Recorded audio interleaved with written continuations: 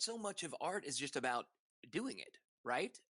Like giving it a try, putting something together, putting something into the world that uh, that you believe in, that is something that you want to say, and then you do it the first time, and it's so addictive. I'm like, yes, that's exactly what I wanted to say, but now, 2 seconds later, I'm smarter than I was 2 seconds ago. So I want to fix this and I'm going to do this better next time. And I need to bring on this person who's great at this. And, you just keep building on yourself. And that's great thing about art and film. It's like you never know all of it.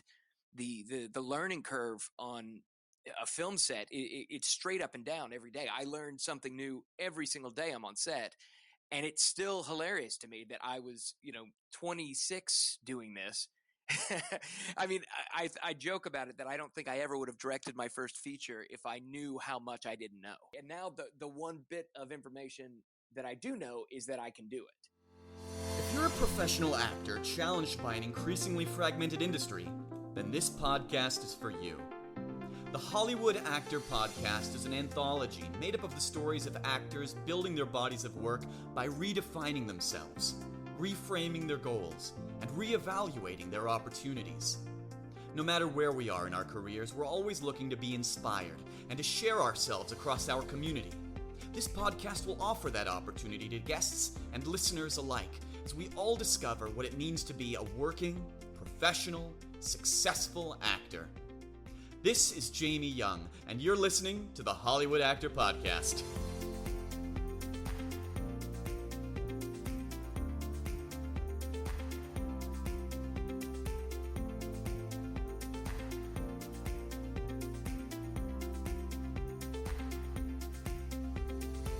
Today's guest is Blayne Weaver.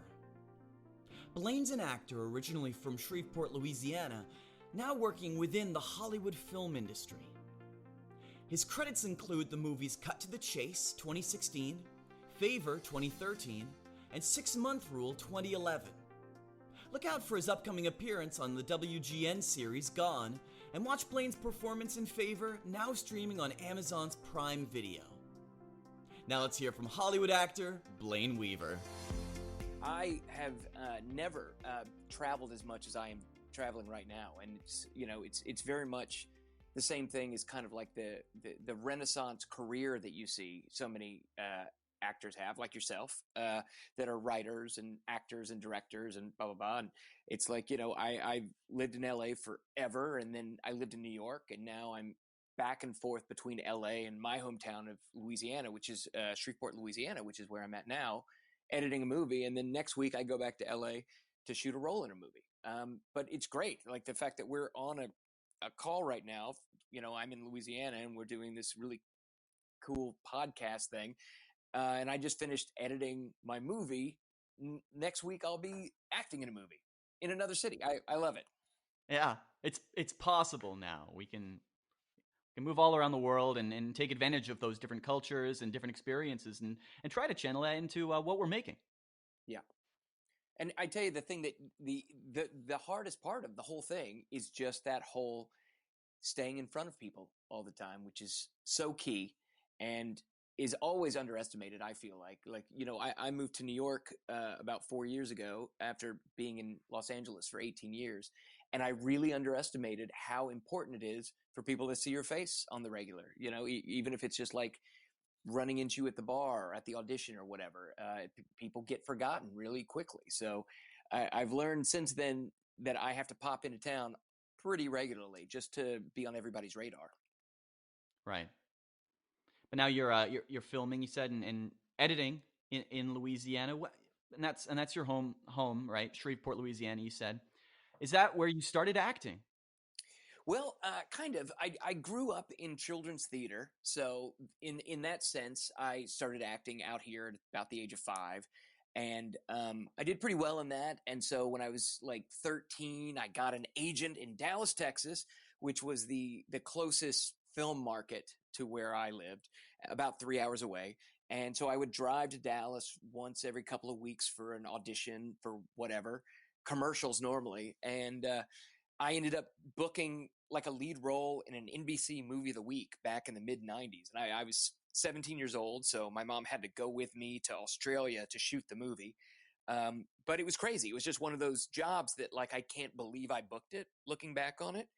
But I did, and it was kind of a launching pad into more serious things. So I did that film in Australia, and then I spent that summer in Los Angeles, and then I came back to Shreveport and finished my senior year, and then again booked another TV movie out of Texas, and that one was with Tommy Lee Jones directed it, and I played Matt Damon's brother, and Sam Shepard was in it, and that was a crazy, awesome experience because I got to be around all of these icons, and Tommy Lee Jones was both acting and directing in this movie. It was a Western called The Good Old Boys that was on TNT, right?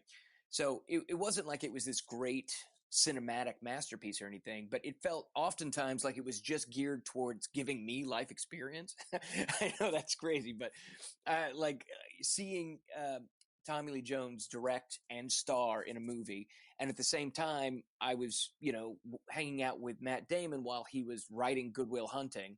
I was like, I got really inspired to be like, to do everything, and I don't know where I would be if I hadn't have had that experience. It's like, it meant so much to see artists wearing more than one hat and it not being this big deal, right? It was like, okay, that's what you do. And so, like, that was kind of the inspiration for me when I got to LA, and I started I moved to New York right after that cowboy movie, and I was in New York for about 6 months, and then I ended up in LA, and I immediately wanted to write my own movies, just like Matt Damon did, and I immediately wanted to be a director too. But yeah, like, I was in LA from the time I was 19 on, and I did all the guest spots and uh, your regular young actor in town auditions, pilot season, and all that jazz. And I'm just rolling into my history here. Is that all right? Wow. No, it's perfect. All right. That's how a lot of people's careers happen. They kind of avalanche that way. They there's that one project or that one experience that really just incentivizes the whole thing. So please carry on. Exactly. And you never know what that's going to be, and there's no set path to it. All you can do is tell people to be prepared for whenever that thing happens. And that's really, I wasn't prepared. I was too ignorant and naive to know that I had just won the lottery. I thought I was the best young actor that anyone had ever seen. The idea that luck had anything to do with it was just a foreign concept to me. But luck had a lot to do with it. And I was able to come to LA with an agent, which so many great actors don't have. I was able to come out to LA with a SAG card, which I've known so many young actors that have struggled to get that SAG card, and the amount of hoops that you have to jump through to get that card is just amazing to me. And I got to sidestep both of those obstacles. But I got to town, and I had some luck coming off of that movie as a young actor, and I wrote a screenplay with a guy named Michael Bacall, who was my roommate at the time, also an actor. We actually met shooting a commercial together. And Mike and I became great friends, and we wrote this movie together, and we were going to go make it, and we were going to act in it, and it was going to be this great thing. And somehow we were able to make the movie. We attached a director to it, and he raised some money, and then the Independent Film Channel came on board to help, and they said, we love the script, but we don't know who this Blayne Weaver guy is. We'd like to get a bigger name for the main character. And I'm like, well, who do you want? And they wanted Joseph Gordon-Levitt, so I agreed to take a smaller part so the movie would get made. And then that movie was called Manic, and it got into Sundance, and already, there you go, I'm a screenwriter. So it's like, okay, well, now I'm an actor screenwriter, and the movie Manic was it turned out quite well, I think, but I really didn't like the director, didn't get along with him at all. And he was the one that made me realize I could also direct, because I had so many disagreements with him. I'm like, well, maybe I just want to direct my own script. So so that's what I pursued after that. And like, here now where we are, I've written 9 produced screenplays, and I've directed 5 feature films, and I'm still acting and directing and writing and all that jazz. And yeah, now I'm here. Wow, what a whirlwind! Jesus Christ, from those first initial projects in Texas that take you to Australia while you're still in high school, and that pretty much launched that Hollywood career for you. I did it. I mean, it's crazy. Of course, all that stuff takes, making a movie, takes forever, right? So it's like, I think I directed my first film that was my film, was a movie called Outside Sales. And it's funny, I do the voice of Peter Pan for Disney. And there's this movie called Return to Neverland that recorded for a couple years before it came out in 2002, but I was recording it since like 2000, right? And and it paid me some good money when it came out, and so I was able to take that money and I bought a house. And then when I decided I wanted to direct, I sold my house to finance my first movie. So I was, I kind of made the things that I wanted to be. You know what I mean? I don't recommend that to young directors because it's a terrible financial investment. And I mean, again, how this business goes. It was like, I spent 2 years being on top of the world, making that movie and traveling the film festival circuit with it, and just really doing that independent film thing. And then I was like deadly broke. I got the distribution deal for the movie. I think they paid me $1, to put it out there in the world. And so then I rolled back into waiting tables and doing that kind of thing. And, again, I was just coming off of these film festivals where I just felt like, the best young director anyone's ever seen. And then 6 months later, I'm waiting tables.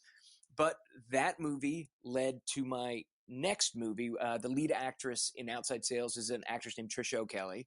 I had sent her a script of mine to read and give me notes on, and she came back and she liked it so much she wanted to star in it and produce it.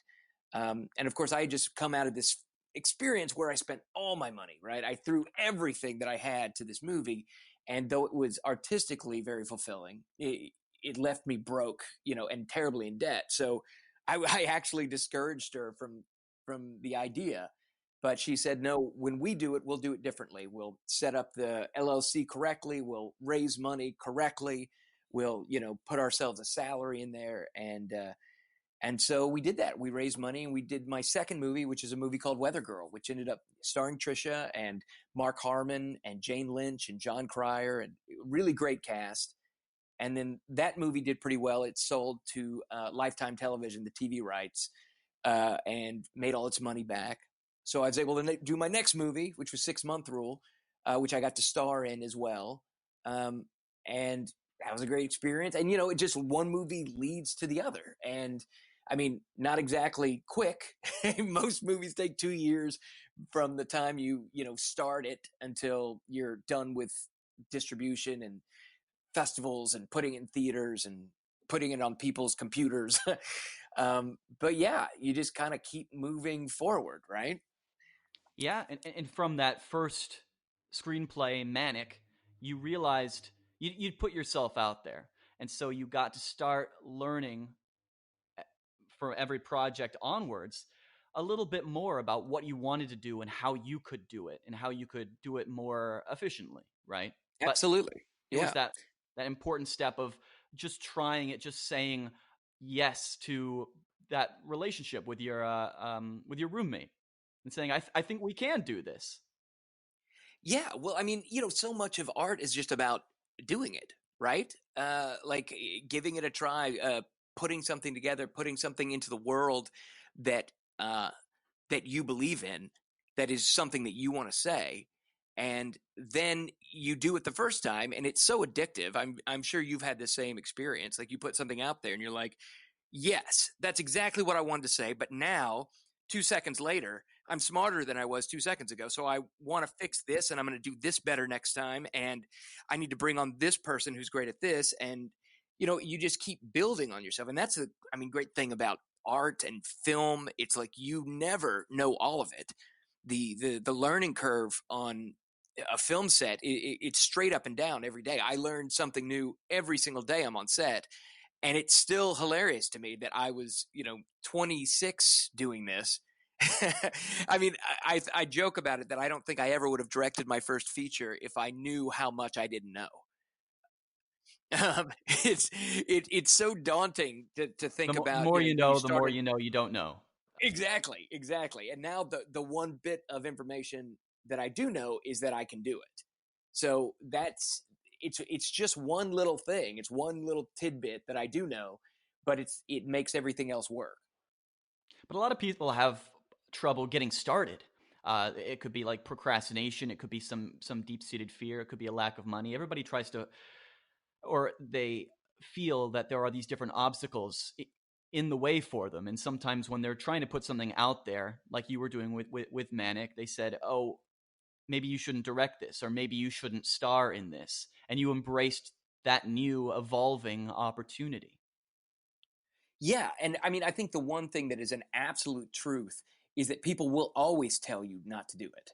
Always. Like, no matter what aspect it is, no is way easier to say than go for it. And I think, when I did 6 Month Rule is the largest budget that I've handled. It was over $1 million. And I raised the money for it myself, and I produced it, and I directed it, and I wrote it, and I starred in it. And you know, people would say, well, isn't it difficult, to act in it and direct and do all that stuff? And my answer is usually like, it is, and it's, it makes you very neurotic and very crazy. And but the fact is, like, I knew what it was when I signed up for it.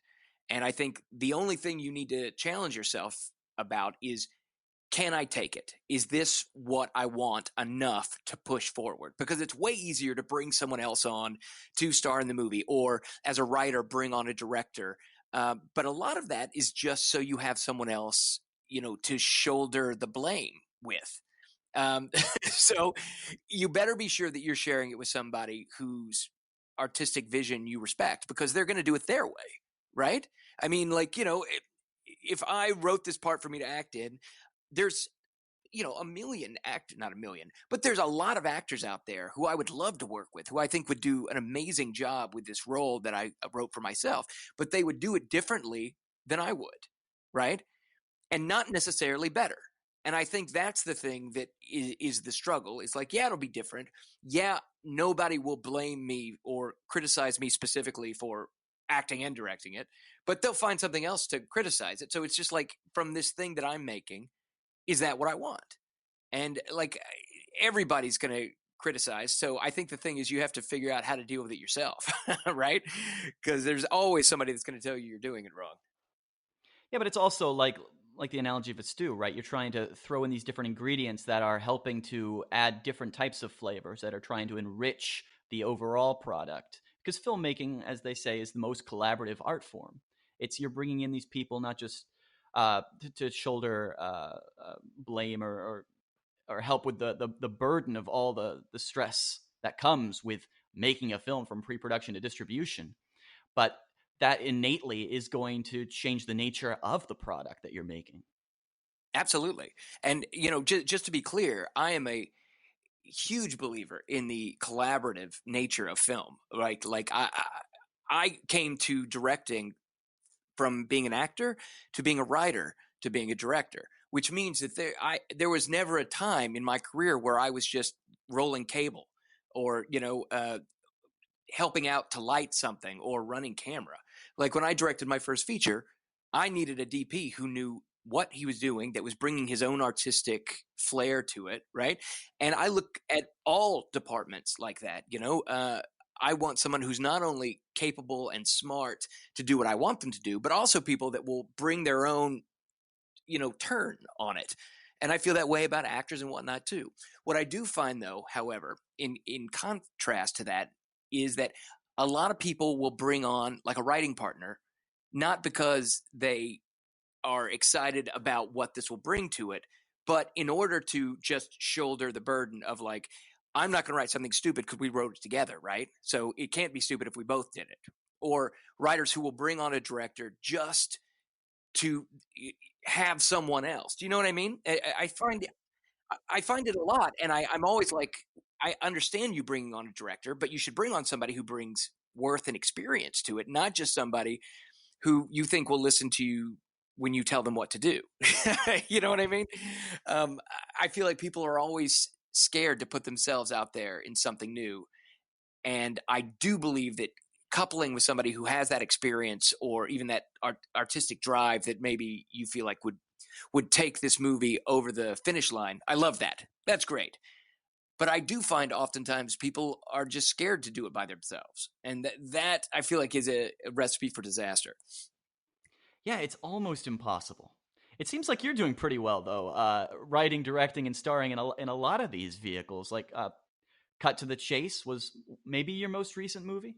Yeah, yeah, that's my last movie, and that was a great experience. I really liked that movie. You know, we had just done not just, but we did 6 Month Rule, which was so big for me. You know, very expensive, and you know, you had to answer to the investors, and you know, we had a great talent pool. Martin Starr was in that, and Natalie Morales and Dave Foley. But cut to the chase, I was trying to raise money for this film called Clip Joint, which I'm still hoping to do one of these days. But it was a pretty expensive movie, and I thought I had it, and it just fell through time and again. And finally, I was like, all right, forget it. I'm going to write a movie specifically to make on a micro budget. I had been to a film festival, and I saw a really successful independent film that was like, you know, micro budget action movie. And I didn't think it was possible. And it was a movie called Down and Dangerous, which some friends of mine made. A guy named Zach Forsman directed that. And it was just really well done for the budget, right? And it inspired me. I was like, this is great. If they can do that for that amount of money, I want to try it. So I went and I wrote this film noir thriller thing. I wrote it around my hometown in Shreveport because I know it's very filmmaker friendly.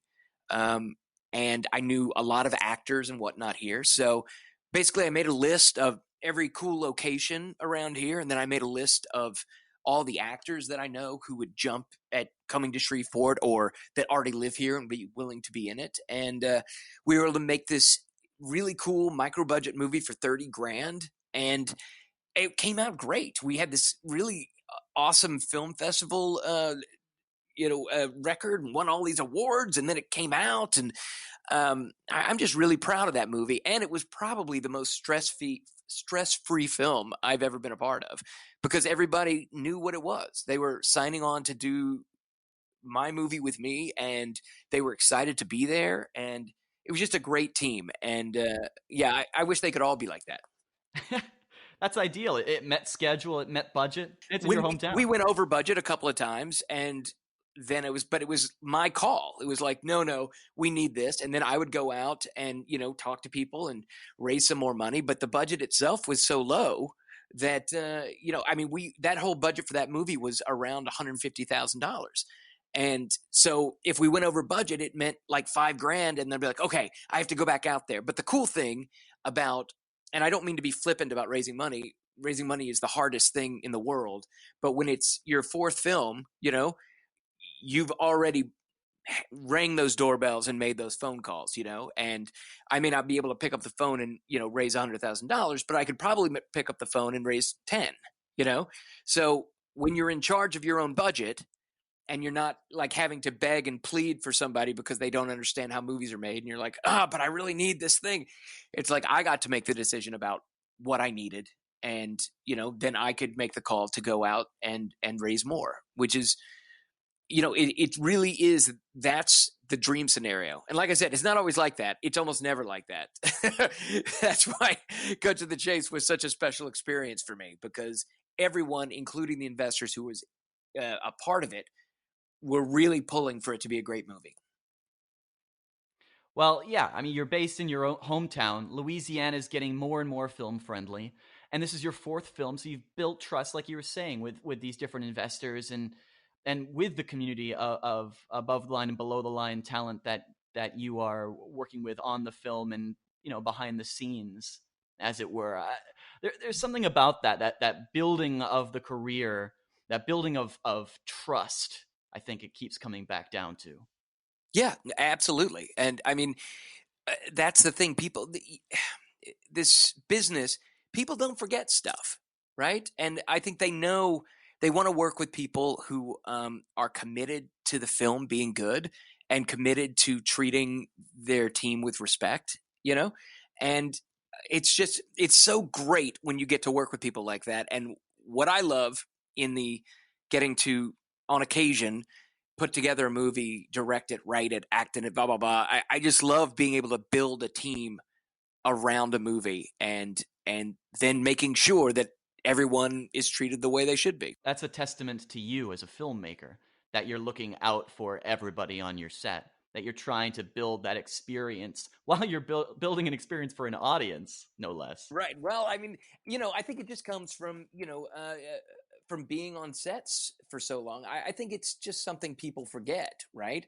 I mean, if anybody who's ever done a guest star on a television show knows the fear of walking onto a set where everybody knows each other but you. Like you're the new guy, you're the person that has to prove themselves. You're the one that has to hit your mark and say your line and then get out of George Clooney's way. That's I really, it shocks me how people forget that feeling after a while. Um, my belief as a director is that my actors, but also my crew, do the best work that they're capable of when they're not nervous, when they're comfortable, when they feel like they're at home. And so that's kind of what I like try to create a place where we're all just doing a play together, and we're all a family and there's no mistakes. If you're in the movie, you're in the movie, and we just figure out, how to put it all together. I think you're one of the actors that I've talked to that has embraced the idea of the hyphenate the most. That's really gone the extra mile and become a WGA writer. I don't know if you're a DGA director yet, but it seems like you're well on your way. I'm not. I sure would love to be, but I tell you, it becomes very difficult to do the independent film with the DGA. Like, I would love to be a member of that group, but once I am, there are minimums that you have to pay yourself and then pay your assistant director, and they're legit minimums, but it becomes very difficult to do a movie for under $1 million when you're paying all those people. So that's more of a business decision, just because you never know when you're going to go off and do a movie for $50,000, and I want to reserve the right to do that because it's just, we can do so much right now with so little. It's really exciting. But yeah, I love the hyphenate idea, and I encourage it with everybody that I meet. I'm not certainly not saying that people should learn to direct if they're a writer, or learn to write if they're an actor. You certainly don't have to do that, but if you do it, why not? Like, this is art that we're making. It's like, one of the downfalls of it, as it's always been, in Hollywood, anyways, is that people are very suspect of anyone that does more than one thing. They want to put you in your little hole, like they do with everything in LA. It's like, this is what you do. You're this guy. You're the boy next door, and that's what you play. And don't even think about getting out of that.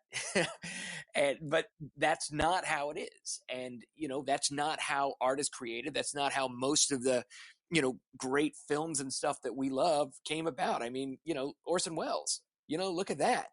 It's about people, wanting to devote their life to making something great artistically. And I say, why not? I support it. And I think way too many times I've seen people bring on, producers who don't produce, or directors who don't direct, or, just to have someone else standing there. And for me, it's like, if it's your dream, if it's your vision, then you should take responsibility for it and, push forward with it. And you should have to learn what it takes to make that vision a reality. Because yeah, you have to make compromises, you have to collaborate. There's all these things that you have to do, but it just makes you better at whatever that thing is that you do. I'm a way better actor now because of my directing experience. And I'm a way better writer of screenplays because of the time I've spent in the editing room. Yeah, that's what I continue to find. I mean, I haven't had nearly as much experience as you have, but in the little things that I direct or I'm involved in terms of writing, directing, helping to produce, I definitely get like a fuller picture. I understand the different roles of every person involved in the making of the product a lot more clearly. How you hit the mark metaphorically as a professional within the product. Yeah, absolutely. And like, I think the stuff that you're doing, I think it's just great. Like, you not only get this wide view of what we're doing, right, from every single different angle, but also the people that you come in contact with doing this kind of work where you're pulling it all together and you're, wearing different hats and, doing different genres of things, whether it's a short film or a feature or a podcast, you come in contact with different people. And, when you're in this business, I just think that's so important. But you've really followed through with that, because I think a lot of actors now, they realize that, and a lot of creatives now realize, yes, I not only have the ability to be a hyphenate, I have to be a hyphenate in 2019 in order to continue to work and to stay relevant, put your face in, like you were talking about earlier. But to really follow that through and wear all those hats within a product to another product and be building those products as a one-man filmmaking entity. I mean, you have that that production company, Secret Identity Productions. I love that I have my own production company. I just think that's what I wanted to do when I was a kid. I mean, I probably didn't know what that meant, but if I did, that's what I would have wanted. So it's great. And not, what's the right phraseology on this? I'm not only doing that, right? It's like that is what I like. It's my dream projects and whatnot, but I work for other people too. I love spending 2 years putting a project together, directing it, writing it, acting it, whatever, making that thing. That's my dream project. But in the interim, I love getting to go and act in a play or do a writing job for a movie that, like, oh, I've never written a kids movie. Great. I've just been hired to write a kids movie. Or, I just came off of a horror film that I was hired to direct, which is so cool because, like, I've never done a horror film, and, it was this low budget opportunity. And I'm like, yeah, that sounds great. But I think just getting to do as much as I can, as much work as I possibly can to, that I can turn in and still make something that I'm proud of. I love it. I say, why not? Thanks for listening to the Hollywood Actor Podcast. If you enjoy this content, don't forget to rate and review on Apple Podcasts or wherever you're listening.